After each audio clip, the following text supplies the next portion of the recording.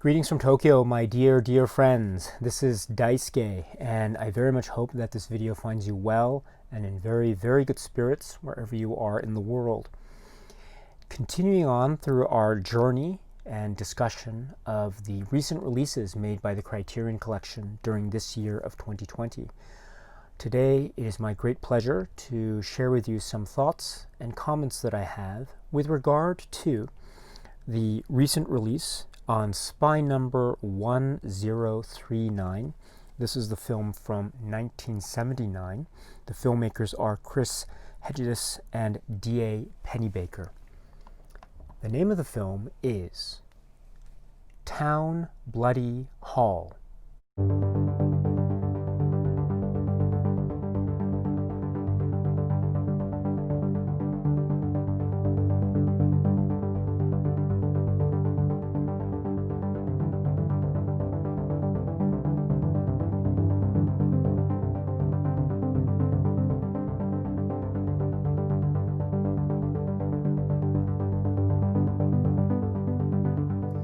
So this is a documentary film from 1979, and it covers a particular moment or a particular night, April 30th, 1971. And this is the talk or discussion or debate, a panel, which is called Dialogue on Women's Liberation, held on such particular date in a forum in Manhattan, in New York. And the panelists were Jacqueline Ceballos and Germaine Greer and Jill Johnston, Diana Trilling, and Norman Mailer. The circumstances that led up to this particular moment and this particular event that is captured by this documentary, this extraordinary documentary, which reveals how this talk, this event, this debate became a real kind of whirlwind of intellectual debate, fighting, and personality clashes, and also a kind of vehemently strong sense of criticisms from various sides on topics that dealt with marriage and children, and also liberation and notions of feminism and various notions regarding sexuality, and how all this was captured and how this was discussed and debated and vehemently argued about in the context of this particular occasion, and the various instances of exchanges and attacks, and also jokes and real moments of humanity captured on film in this documentary, this extraordinary work called Town Bloody Hall. The context, of course, is provided by the writing of Norman Mailer called The Prisoner of Sex, and this was in a sense a very controversial writing that was in relation to the writing by Kate Millett and sexual politics. And this gave rise to the occasion of Norman Mailer being invited to speak here, and we have his essentially role being as a kind of representation of what it was he was expressing in his writing The Prisoner of Sex, and how this really was reacted to by a number of intellectuals, and how their intellectual clashes are captured in this documentary called Town Bloody Hall. It is that, but so much more. This is a debate, but it's not just a debate, it's a film about how people respond under pressure. This is a film about debate tactics, because each of the speakers has his or her own way of approaching the topic and trying to make effective arguments, or perhaps trying instead to have direct debate tactics or maybe indirect debate tactics. There is also a lot of human drama involved here, because we have what we now understand to be personality clashes. There are some people who were involved in this event who quite noticeably did not like each other. There was also an interesting sense of personality clash, but also mutual respect. I think one of the great famous stories or aspects of this film that came from this was the really interesting relationship between Germaine Greer and Norman Mailer. And this is such a fascinating aspect, and it's an example of how this film captures a lot of what I call these personality clashes, these human moments. I mean, another example would be the real clash, if you will, that existed between Germaine Greer and Norman Mailer, of course, but also, and many of the other speakers, but also the clash between Greer and, say, Diana Trilling.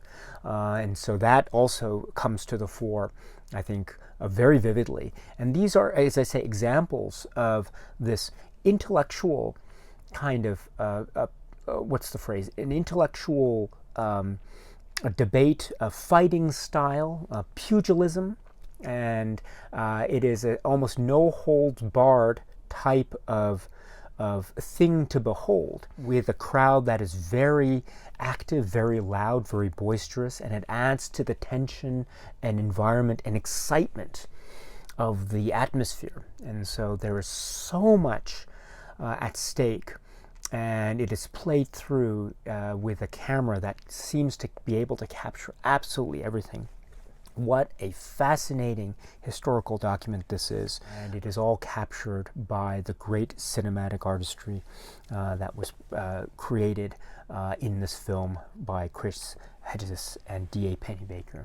This is the film Town Bloody Hall.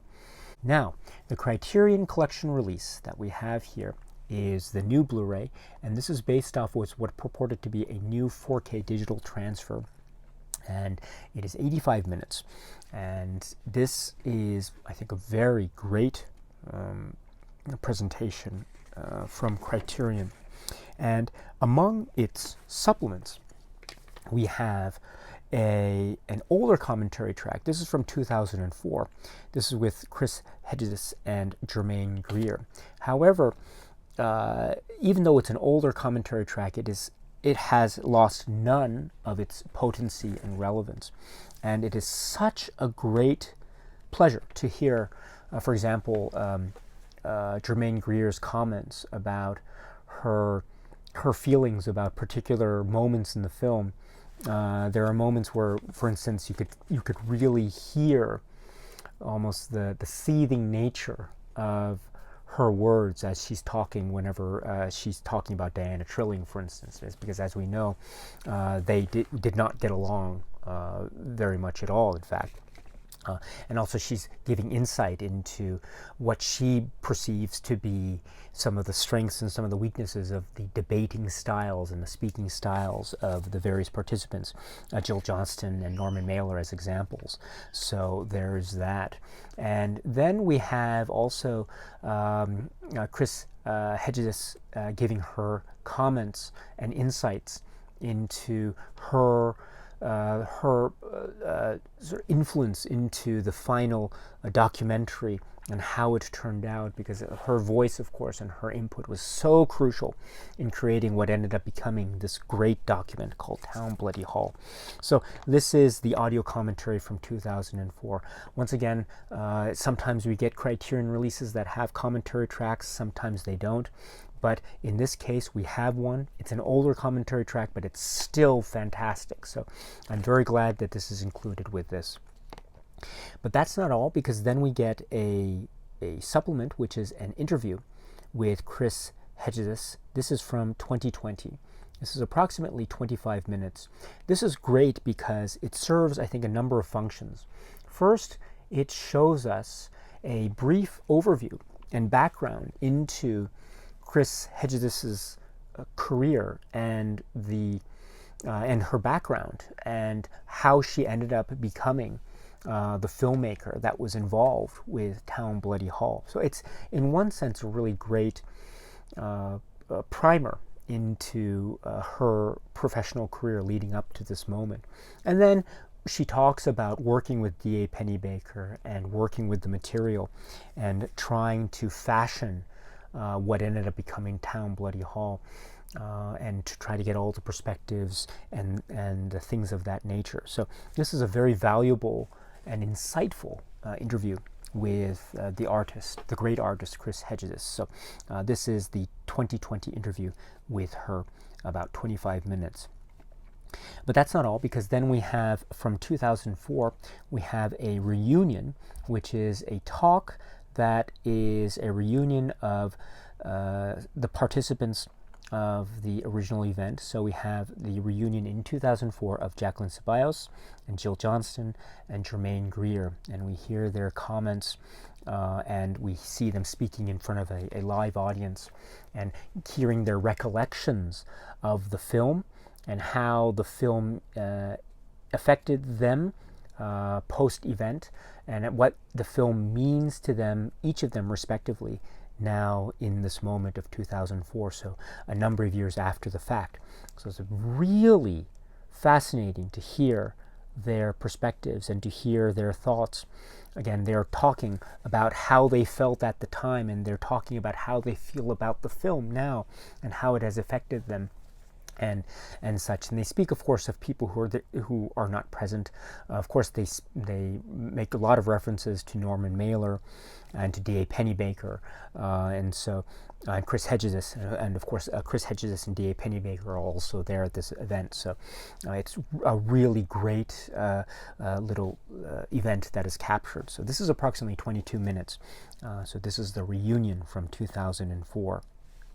But that's not all, because then we have a set of 2 interviews from 2001. The first, these are 2 interviews, and these were interviews that were for a documentary, which is called "See What Happens: The Story of D.A. Pennebaker and Chris Hegedus," Gerald Hoffman. And so these were 2 interviews: one with Germaine Greer, which is approximately 12 minutes, and one with Norman Mailer, which is also approximately 12 or 13 minutes.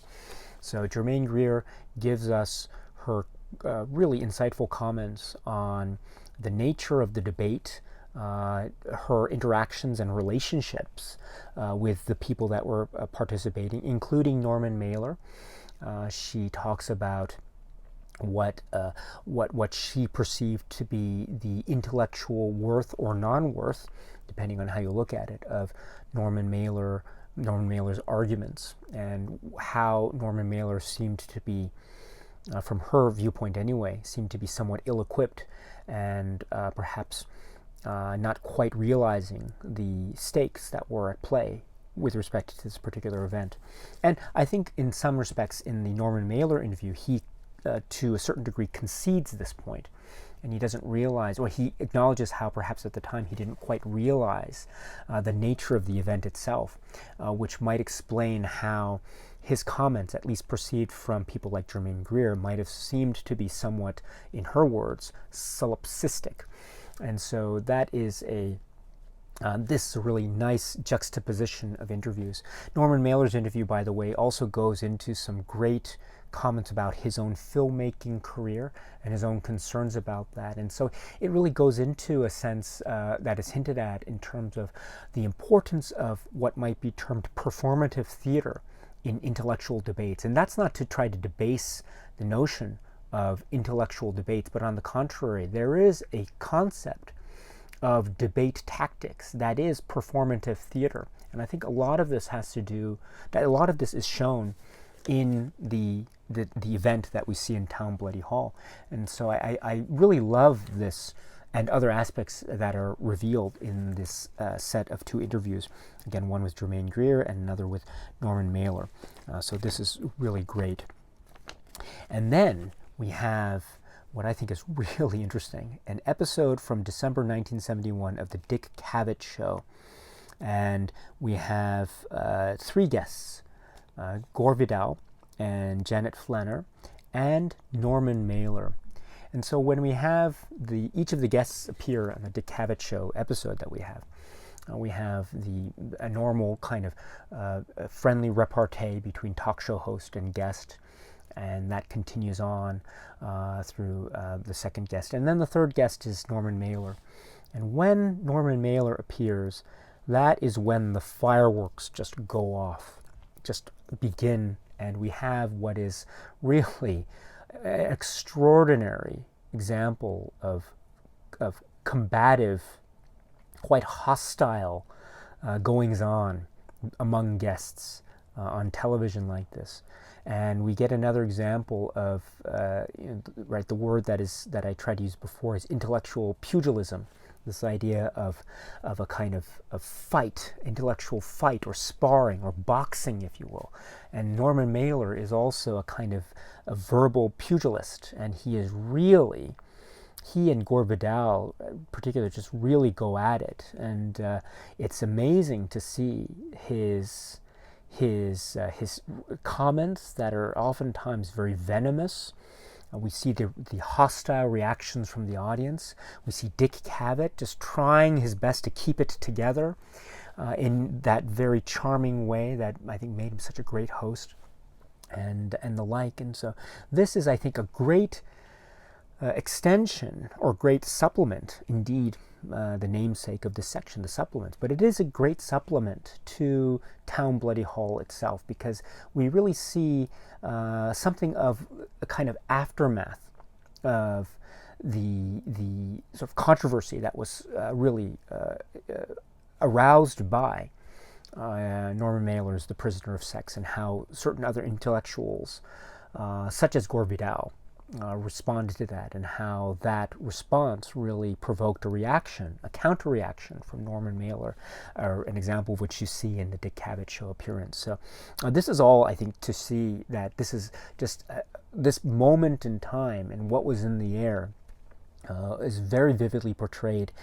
when we have this episode included. So well done, Criterion, for including that. I really love that very much. And then we have the insert, which is taken, I've taken it out, which is, of course, taken from inside here. So it's, of course, you open up the disc and it goes in here like this. And I've just taken a liberty of taking the insert out beforehand. But we have what is a fold-out poster-like insert. And so we have a poster like that on one side, and we have the production credits for the Blu-ray. And then on the other side we have the essay. So I'm a great champion of the essays. This is called On the High Seas by Melissa Anderson. This is great. This is so great because this helps to provide more of the historical context, and which I try to explain a little bit, but this essay does it much better. It goes into a little bit more detail about Kate Millett and sexual politics and who Germaine Greer was, and the female eunuch, and Norman Mailer and The Prisoner of Sex, and Jacqueline Ceballos, who she was, Diana Trilling and Jill Johnston, and who they were, just in case there might be people who might not necessarily be familiar with any of these people. So this helps, I think, to give further guidance and historical context. So this is really important. So I think this essay is absolutely essential, and it's wonderful to have. Once again, On the High Seas by Melissa Anderson. Now, I must admit, I've mentioned this before and I'll say it again, I really wish this could have been maybe a more robust booklet. I'm a bigger fan of the booklets than I am of these fold-out things. Not to say that this is not pleasant. It's a very pleasant poster-like thing. I mean, I'm very happy to see it. And it does have that almost ringside boxing event type of feel to it, which I think is a very nice artistic theme to it, which is very apropos in terms of the combative nature that is captured here. So I do like that. And so designer F. Ron Miller, by the way, so is credited here. So I do like that, and this helps to show that very vividly and very nicely. So the design, I think, is great. The visual design, I think, is great. It's just that it would have been nice to have a booklet, because I do like robust booklets that have a lot of potential for writings to be included, because I think one of the things about this documentary is that, especially now, I think it is very possible that people might be watching this film for the first time and might not necessarily be getting all of the context that might be needed in order to get a fuller appreciation of all the events and all the comments and all the people that appear in this film. And so the essay, which is already included here, I think is really helpful in going towards that goal. But more essays, more descriptions, more historical context is always very appreciated. And so to have fuller booklets, I think, is one thing that I really love. And so it would have been nice to have a full booklet, but again, that's just something to keep in mind. But we do get other great supplements in this, which is a great release, which is called Town Bloody Hall. All right, my friends, so that's it for now. And so until we meet again, please be happy and healthy and well, and please keep on watching a lot of great, great movies. Thank you once again, my dear friends, for your time as always, and cheers.